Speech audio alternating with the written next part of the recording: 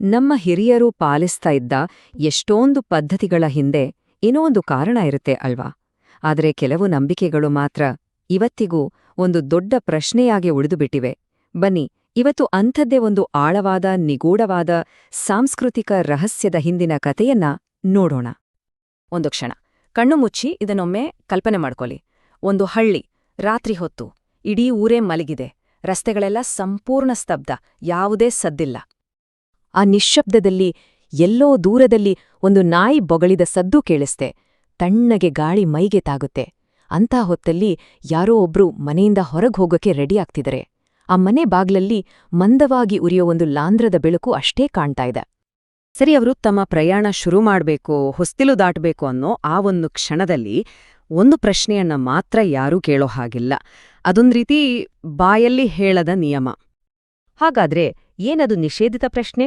ಅದೇ, ಎಲ್ಲಿಗೆ ಹೋಗ್ತಾ ಇದ್ದೀರಾ, ಯಾಕೆ? ಮನೆಯಿಂದ ಹೊರಡುವಾಗ ಈ ಒಂದು ಸಣ್ಣ ಪ್ರಶ್ನೆಯನ್ನ ಯಾಕೆ ಕೇಳ್ಬಾರ್ದು? ಇದರ ಹಿಂದೆ ಇರೋ ಅಸಲಿ ಕಾರಣವಾದ್ರೂ ಏನು? ಬನ್ನಿ, ಇದರ ಆಳಕ್ಕೆ ಇಳಿದು ನೋಡೋಣ.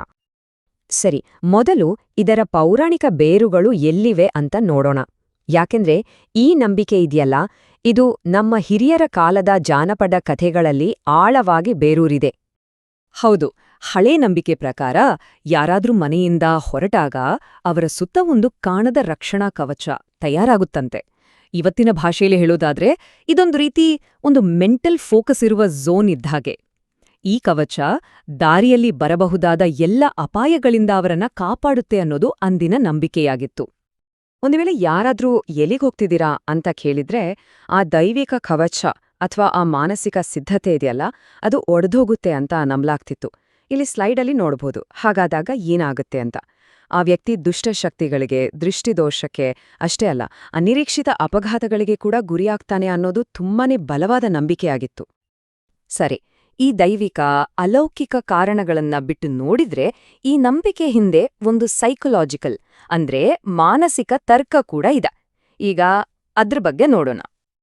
ಈ ಸ್ಲೈಡ್ನಲ್ಲಿರೋ ಹೋಲಿಕೆ ಇದೆಯಲ್ಲ, ಇದು ನಿಜಕ್ಕೂ ತುಂಬಾ ಇಂಟ್ರೆಸ್ಟಿಂಗ್ ಆಗಿದೆ. ನೋಡಿ, ಪೌರಾಣಿಕ ನಂಬಿಕೆ ಹೇಳೋದು ಹೊರಗಿಂದ ಬರೋ ಅಪಾಯದ ಬಗ್ಗೆ, ಆದ್ರೆ ಮಾನಸಿಕ ತರ್ಕ ಹೇಳೋದು ನಮ್ಮೊಳಗಿನ ಮಾನಸಿಕ ಸ್ಥಿತಿಯ ಬಗ್ಗೆ. ಅಂದ್ರೆ ಅಪಾಯ ಅನ್ನೋದು ಹೊರಗಿಂದ ಬರೋದ್ಕಿಂತ ಹೆಚ್ಚಾಗಿ ನಮ್ಮ ಗಮನ ಬೇರೆಡೆ ಹೋದಾಗ ನಮ್ಮೊಳಗೆ ಸೃಷ್ಟಿಯಾಗಬಹುದು ಅನ್ನೋದು ಇದ್ರರ್ಥ. ಹಾಗಾದ್ರೆ ಈ ಪ್ರಕ್ರಿಯೆ ನಡೆಯೋದು ಹೇಗೆ?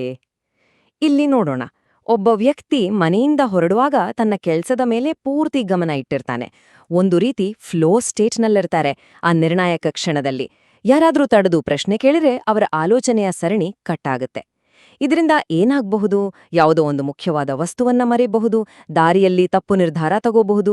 ಅಷ್ಟೇ ಯಾಕೆ, ಯಾವ ಉದ್ದೇಶಕ್ಕೆ ಹೊರಟಿದ್ರೂ ಅದೇ ಮರೆತು ಹೋಗಬಹುದು.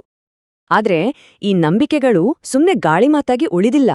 ಕಾಲ ಕಳೆದಂತೆ ನಡೆದ ಕೆಲವು ಘಟನೆಗಳು ಈ ನಂಬಿಕೆಗಳನ್ನ ಇನ್ನೂ ಗಟ್ಟಿ ಮಾಡಿದು.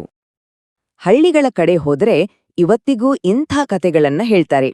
ಉದಾಹರಣೆಗೆ ಈ ಸ್ಲೈಡ್ನಲ್ಲಿರೋ ಕಥೆಯನ್ನೇ ನೋಡಿ. ಅವನು ಬಾಗಿಲಲ್ಲಿ ಹೊರಡಬೇಕು ಅನ್ನುವಾಗಲೇ ಯಾರೋ ಕರೆದು ಎಲ್ಲಿಗೆ ಅಂತ ಕೇಳಿದ್ರು. 1 ಗಂಟೆಯಲ್ಲೇ ಸರಿಯಿದ್ದ ರಸ್ತೆಯಲ್ಲಿ ಅವನ ಗಾಡಿ ಉರುಳಿಬಿಟ್ಟು. ಅಂದಿನಿಂದ ನಮ್ಮ ಹಳ್ಳಿಯಲ್ಲಿ ಯಾರೂ ಆ ಪ್ರಶ್ನೆ ಕೇಳಲಿಲ್ಲ. ನೋಡಿ, ಇಂಥ ಕಥೆಗಳು ಜನರ ಮನಸ್ಸಲ್ಲಿ ಒಂದು ರೀತಿ ಭಯ ಹುಟ್ಟಿಸ್ಬಿಡುತ್ತೆ. ಆಗ ಈ ನಂಬಿಕೆ ಒಂದು ಕಟ್ಟುನಿಟ್ಟಿನ ಆಚರಣೆಯಾಗಿ ಬದಲಾಡುತ್ತೆ. ಈ ಇಡೀ ಆಚರಣೆಯಲ್ಲಿ ಮನೆಯ ಹೊಸ್ತಿಲಿಗೆ ಯಾಕೆ ಅಷ್ಟೊಂದು ಪ್ರಾಮುಖ್ಯತೆ? ಅದಕ್ಕೊಂದು ವಿಶೇಷವಾದ ಸಾಂಕೇತಿಕ ಅರ್ಥವಿದೆ. ಹೌದು, ಮನೆಯ ಹೊಸ್ತಿಲು ಅಂದ್ರೆ ಅದು ಬರೀ ಒಂದು ಬಾಗಿಲಲ್ಲ. ಅದು ನಮ್ಮ ಸುರಕ್ಷಿತ ಜಾಗದಿಂದ ಹೊರಗಿನ ಅನಿಶ್ಚಿತ ಜಗತ್ತಿಗೆ ಕಾಲಿಡುವ ಒಂದು ಗಡಿ ಇದ್ದಾಗೆ. ಆ ಗಡಿಯನ್ನ ದಾಟುವಾಗ ಮನಸ್ಸು ಚಂಚಲವಾಗಬಾರದು, ಸ್ಥಿರವಾಗಿ ಇರಬೇಕು. ಅದಕ್ಕಾಗಿಯೇ ಆ ಹೊಸ್ತಿಲನ್ನ ದಾಟೋ ನಿರ್ಣಾಯಕ ಕ್ಷಣದಲ್ಲಿ ಪ್ರಶ್ನೆ ಕೇಳ್ದಿರೋದು ಒಂದು ರೀತಿ ಮಾನಸಿಕ ಸಿದ್ಧತೆಯಾಗಿತ್ತು. ಇದು ಹೊರಗೋಗೋರ ಆತ್ಮವಿಶ್ವಾಸ, ಅವರ ಏಕಾಗ್ರತೆಯನ್ನ ಕಾಪಾಡಿ ಹೊರಗಿನ ಸವಾಲುಗಳನ್ನ ಎದುರಿಸೋಕೆ ಅವರ ಮನಸ್ಸನ್ನ ಸಿದ್ಧ ಮಾಡೋ ಒಂದು ವಿಧಾನವಾಗಿತ್ತು. ಹಾಗಾದ್ರೆ ಈ ಪೌರಾಣಿಕ, ಮಾನಸಿಕ, ಸಾಂಕೇತಿಕ ಈ ಎಲ್ಲ ಅಂಶಗಳನ್ನ ಒಟ್ಟಿಗೆ ಸೇರಿಸಿ ನೋಡಿದಾಗ ಈ ನಂಬಿಕೆಯ ನಿಜವಾದ ಸ್ವರೂಪವಾದ್ರೂ ಏನು? ಹಾಗಾಗಿ ಇದನ್ನ ಬರೀ ಒಂದು ಮೂಢನಂಬಿಕೆ ಅಂತ ಹೇಳಿ ತಳ್ಳಿ ಹಾಕೋಕ್ ಆಗಲ್ಲ.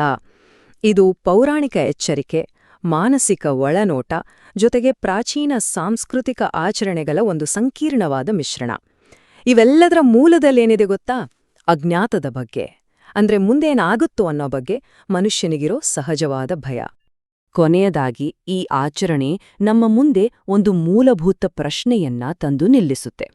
ನಾವು ನಮ್ಮ ಮನೆಯ ಸುರಕ್ಷಿತ ಹೊಸ್ತಿಲನ್ನ ದಾಟಿ ಹೊರಗೆ ಕಾಲಿಟ್ಟಾಗ ಆಚೆಗಿನ ಜಗತ್ತಿನಲ್ಲಿ ಯಾವ ಅಜ್ಞಾತ, ಯಾವ ಅನಿಶ್ಚಿತತೆ ನಮಗಾಗಿ ಕಾದಿದೆಯೋ ಬಹುಶಃ ಈ ಒಂದು ಭಯವೇ ಇಂತಹ ನೂರಾರು ನಂಬಿಕೆಗಳಿಗೆ ಜನ್ಮ ನೀಡುತ್ತೆ ಅನ್ಸುತ್ತೆ ಅಲ್ವಾ?